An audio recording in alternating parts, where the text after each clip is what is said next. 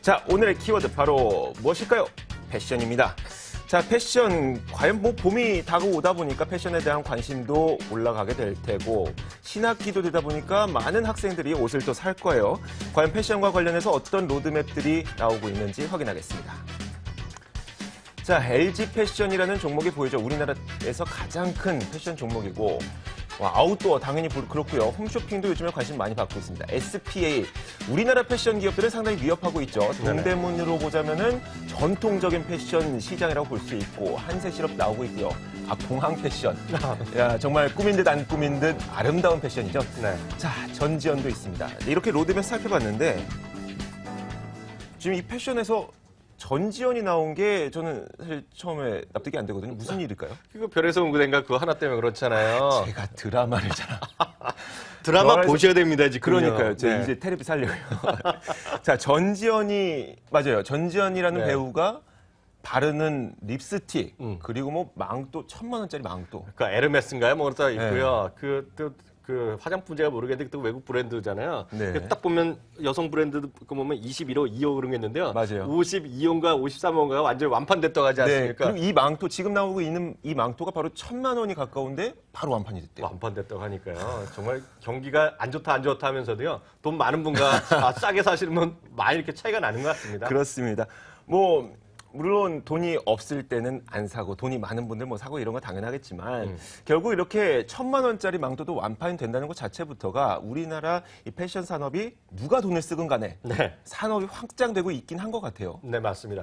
우리나라 시장 규모를 보면은요, 그 패션 산업이라 그래갖고 전체적인 규모를 보니까요, 네. 2013년에 지금 막 조사하고 들어왔는데요, 네. 정확한 숫자입니다. 38조 6,400억이에요. 그 규모 자체가 예. 엄청 큰데 이 중에서도 신발이라든가 가방, 특히 가방 요즘 보면 가방 때문에 얘기들을 많이 하잖아요. 네. 뭐 데이트 하시는 분들도 고민 많으실 텐데 여하튼 그것을 제외하고요. 순수 우리만 보더라도 거의 29조 5천억인데요. 문제는 전체적인 시장은 약간 상승폭이 줄어들었어요. 한 2.5% 정도인데요. 얘기했던 네. 대로 오히려 하이패션 아주 비싼 거라든가요. 신발, 가방 이런 쪽은 7, 8% 성장을 계속 고성장을 하고 있다고 하니까요. 그만큼 시장에서 극과 극 뭐 이런 게 이 업계도 그냥 나타나는 것 같습니다. 그렇죠. 뭐 요즘 내수가 많이 부진하다고 하다 보니까 뭐 많은 서민분들께서는 그렇게 소비를 늘리지 않고 있지만 그래도 돈이 좀 있다, 여유가 있으면은 소비를 하기 마련입니다. 네, 맞습니다. 그만큼 계속 양극화가 나타나고 있는데 사실 패션의 부문에서도 양극화가 나타나고 있죠. 그냥 어떤 패션이든 다 시장이 성장하고 있는 것이 아니라 명품 그리고 또 명품 중에서도 아웃도어 네. 이쪽이 성장하고 있죠. 네, 맞습니다. 그 우리가 흔히 해서 이런 얘기 들어보셨는지 모르겠는데요. 로켓형 소비란 말 들어보셨어요? 아니요. 그 SPA라고 뭐 우리 많이들 하잖아요. 네, 자라라든가 그렇죠. 유니클로 이런 것들이 보면 약간 저렴한 제품이잖아요. 대부분 그런 데서 가지만 한두 개 정도는 아주 로켓같이 아주 비싼 걸 사는 거예요. 네. 정말 사는 분이 있는지 모르겠지만 에르메스나 이런 거 하는 거죠. 그래서 보면 그 가로수길 가면은요. SPA 브랜드가 쫙 깔려 있잖아요. 네. 다들 가지만 결국 마지막에 가는 것은 청담동에 간다는 거예요. 그렇죠. 그러니까 그런 것이 하나의 패션의 흐름이라고 보셔야 되겠는데요. 바로 그것들이 지금 현실적으로 나타나고 있다라고 보셔야 될 것 같습니다. 확 사는 SPA 브랜드가 많이 나오고 있지만 정말 돈 많이 되는 비싼 그런 브랜드에 대한 어떤 매출의 확대 여전히 이어지고 있는 것이 대한민국 2014년 트렌드, 패션 트렌드의 정확한 주소가 아닌가 싶네요. 네, 사실 지금 SPA 브랜드도 그렇고 아까 말씀하셨던 로켓형 성장을 이루고 있는 기업들도 그렇고 사실 우리나라 기업들은 아니에요. 그렇죠. 네, 맞습니다. 그렇다 보니까 조금 아쉬운데 이 부분을 어떻게 평가해야 됩니까?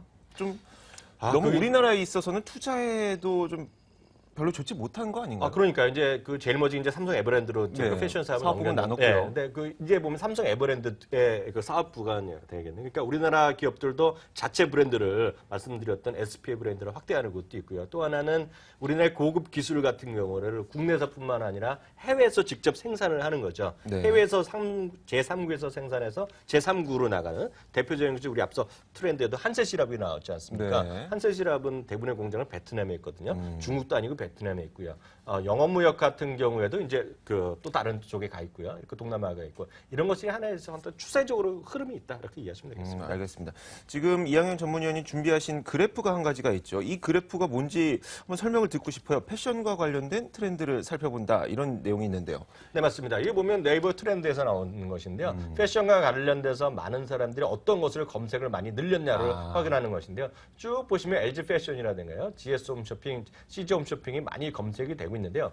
여기서도 딱 아실 수 있는 것이 홈쇼핑이 많이 뜨고 있잖아요. 요즘 보면 그렇죠. 홈쇼핑이 예전에 보면 뭐 싼 것도 있고 비싼 것도 많이 팔지만은 네. 일부 같은 시조 쇼핑 같은 건 제가 듣기에는요 거의 40% 매출이 패션 쪽에서 나온다는 것이고요. 네. 특히 토요일 날 일요일 날 아침 같은 데 있죠. 맞아요. 그 보통 아침에 저희가 그 방송하는 오전 시간에 어머님들 보시는 그러니까요. 시간대요. 네. 그래서 패션 쪽에 대한 어떤 매출을 많이 늘리고 있기 때문에 이제 홈쇼핑도 패션이다 이렇게 보시는 분이 있는 것 같습니다. 알겠습니다.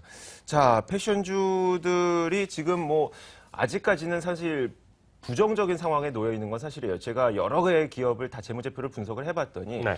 영업이익률은 아주 계속 부진한 상황이에요. 물론 적자는 아닌 기업들이 대부분이긴 합니다만 계속 영업이익률이 저조한 상황입니다. 하지만 이제 얼마 전에 이 박근혜 정부가 경제개혁 3개년 계획을 내놓으면서 내수 부진을 좀 활성화시키겠다. 네네. 이 부분이 좀 우리 패션에도 영향을 줄 수 있겠죠? 박근혜 대통령이 얘기하는 어떤 그 내수의 활성화도 있고요. 또 하나가 이제 창조 경제 이런 쪽에 보면 네. 하나 창조 이제 그 컨텐츠 하나가 바로 패션도 분명히 문화 그럼요. 컨텐츠로 하셔야 될 것 같고요. 그래서 연관성이 없는 건 아니고요. 특히 내수를 활성화한다는 것 자체는 결국 소비를 늘리지 않은 쪽에 이제 군부를 때우는 것인데요. 네. 자, 이 부분은 단기적인 재료보다는 좀 장기적으로 이해를 하고 있습니다. 옷을 사고 싶고 구두를 사러 가방을 새로 하더라도 결국은 쉽게 얘기해서 일자리를 많이 창출해야 되잖아요. 그러니까 네. 일자리를 창출하면서 자연스럽게 늘어나고 소비가 늘어날 수 있는 그런 관련이 돼야 되는데요. 그저께였잖아요. 3개년 계획 네. 활성을 보더라도 제가 봤을 때는 두 가지의 방점이 있다고 봅니다. 여러 가지가 있겠지만 제가 봤을 때는 청년들의 일자리를 많이 늘려내는 게 하나 있고요. 네. 또 하나가 그중에서도 여성들의 일자리입니다. 젊은 여성들이요. 그러니까 젊은 여성들의 직장 가고 들어가면 당연히 집에서 일상 입는 게 아니라 출근할 때 옷은 약간 다르잖아요. 그럼요. 약간 비싸니까. 그런까지 본다 그러면 정말 호재 인식하는 것도 큰 무리는 없겠죠. 뭐 요즘에 경력 단절 여성들의 재취업 기회가 많이 늘어나고 있다고 하는데 네. 사실 취업을 준비할 때 가장 먼저 준비하는 게 뭡니까? 옷이죠. 네. 그렇습니다. 네. 뭐 이런 내용도 저에게 큰 호재가 될 수가 있을 것 같고 이제 좀 투자 아이디어를 살펴봐야 될 것 같은데 지금 뭐 섬유 의복 기업 가운데에서도 섬유 기업이 있고 의복 기업이 있지 않습니까? 어느 쪽에 좀 더 방점을 두는 게 좋을까요? 당연히 패션 쪽에 의류를 만드는 쪽이 좀 더 그 장기적으로 좋아 보이겠고요. 그 중에서도 어떤 단순하게 노동력을 제공하는 기업은 이제 우리나라에 별로 남아있지 않고요. 앞서도 말씀드렸다시피 해외 유명 브랜드에 직접 그 영업 같이 이제 만들어서 같이 기획해서 판매하는 그런 회사들이 네. 오히려 좋겠죠. 그런 관점에서 앞서 말씀드렸던 한세지력 같은 경우도 분명히 우리가 계속 관심을 가져야 될 것 같고 그런 관점에서 베트남에 박근혜 대통령이 순방했을 때 한세지를 방문했었거든요. 네. 그만큼 성공한 어떤 모범 사례이기 때문에 대통령도 가셨을 거 아닙니까? 네. 그런 관점에서 장기적으로 이해하시면 좋겠다 이렇게 생각이 드네요. 네, 알겠습니다.